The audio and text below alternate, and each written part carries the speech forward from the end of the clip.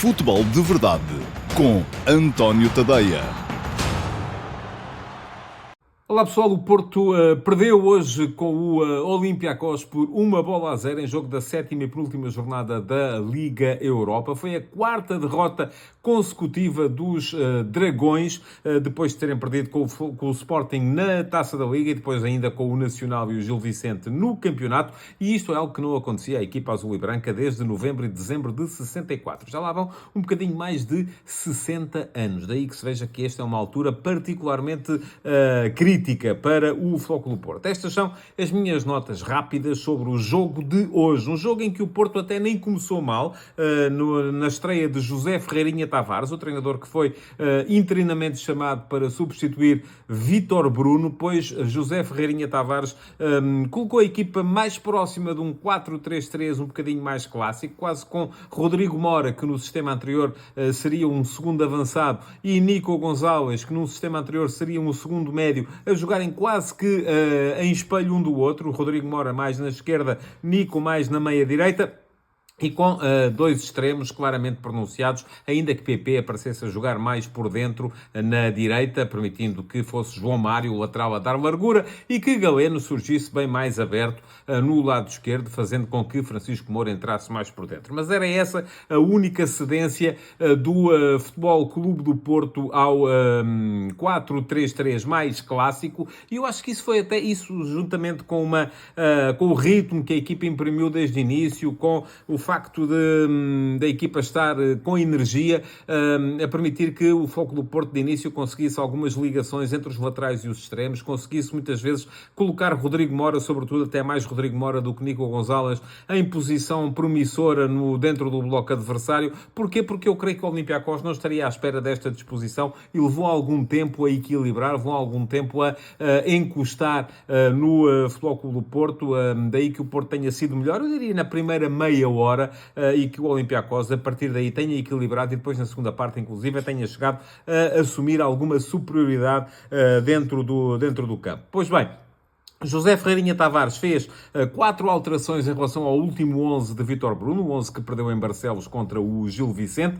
Devolveu à titularidade jogadores como Alan Varela, que substituiu Eustáquio. Eustáquio nem sequer entrou hoje em campo. E PP, que apareceu no lugar de Fábio Vieira, sobre a direita do ataque. Depois trocou Otávio por Tiago Jaló. Tiago Jaló voltou ao centro da defesa a jogar como defesa central esquerdo, em vez do esquerdino brasileiro. E devolveu também à titularidade Rodrigo Mora, na posição que no último fim de semana tinha sido de Dani Namazo. Do outro lado, José Luís Mendilibar também fez 5 alterações ao 11 que tinha ganho ao Atromitos de Aflitos na última jornada do campeonato grego, mas aparecia sem Santiago Eze e sem Gelson Martins, dois jogadores que à partida são titulares, e na primeira parte pareceu-me de facto um bocadinho ultrapassado pelos acontecimentos, a equipa do Olympiacos, porque de facto havia alguma dificuldade dos médios, Mozakitis e Dani Garcia, encostarem nos dois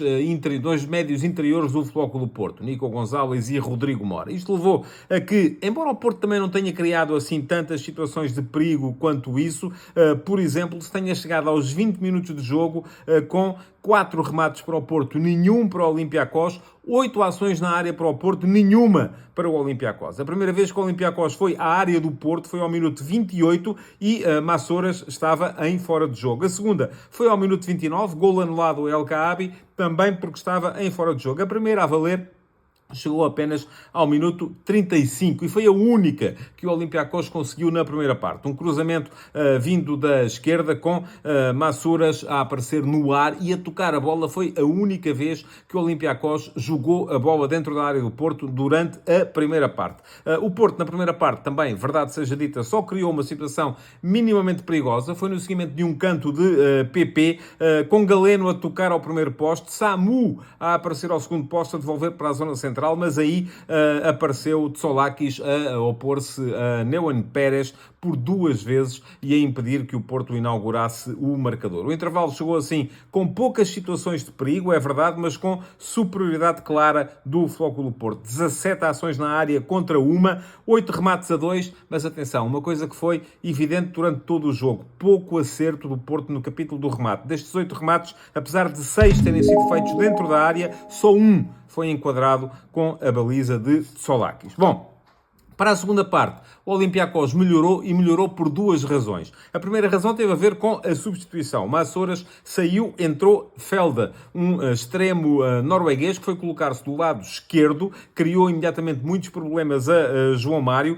Isto permitiu que Chiquinho, que estava a jogar na esquerda, passasse para o corredor central e o Olympiacos passou a ter meio campo, juntando Mozakitis, Dani Garcia e Chiquinho, passou a ter 3 médios em condições de tocarem a bola, porque Costolas ali não estava claramente a funcionar. Costolas passou para o lado direito do ataque da equipa do Olympiacos e o Olympiacos começou, de facto, a conseguir encostar, quase com referências individuais, na zona de meio campo do Flóculo Porto. Isto permitiu-lhe ter mais conforto com bola, trocar mais a bola, pressionar melhor, ligou melhor o meio campo com o ataque e passou a chegar com mais frequência à frente.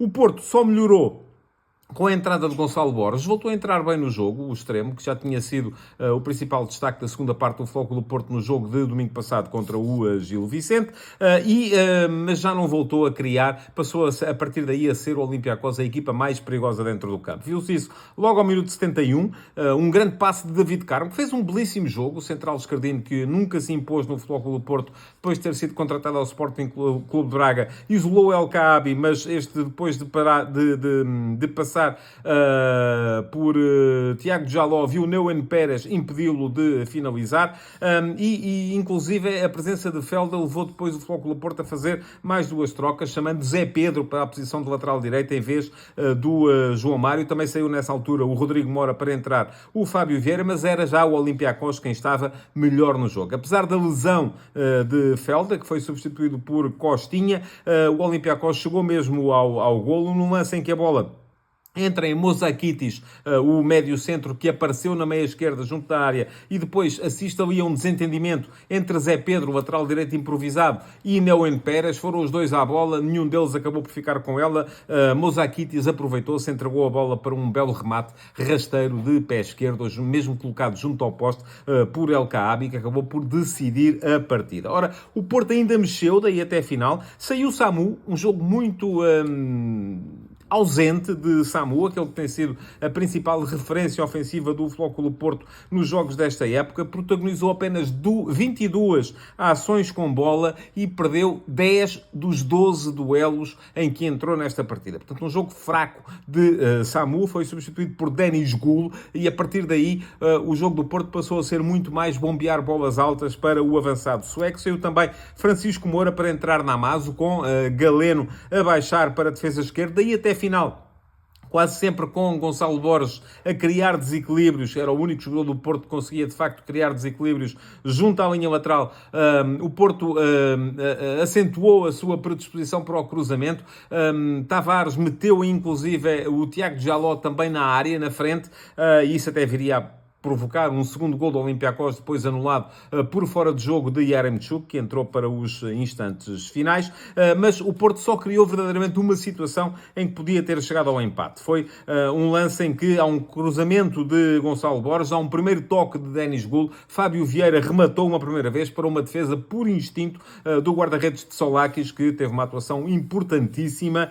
Depois a recarga do mesmo Fábio Vieira saiu em vôlei por cima da barra. O jogo chegaria ao final com este 1-0 a favor do Olympiacos, que deixou o Porto em posição complicada. Vai precisar certamente de ganhar na última jornada contra o Maccabi Tel Aviv. O Porto, lá está, rematou mais, 16 remates contra 7.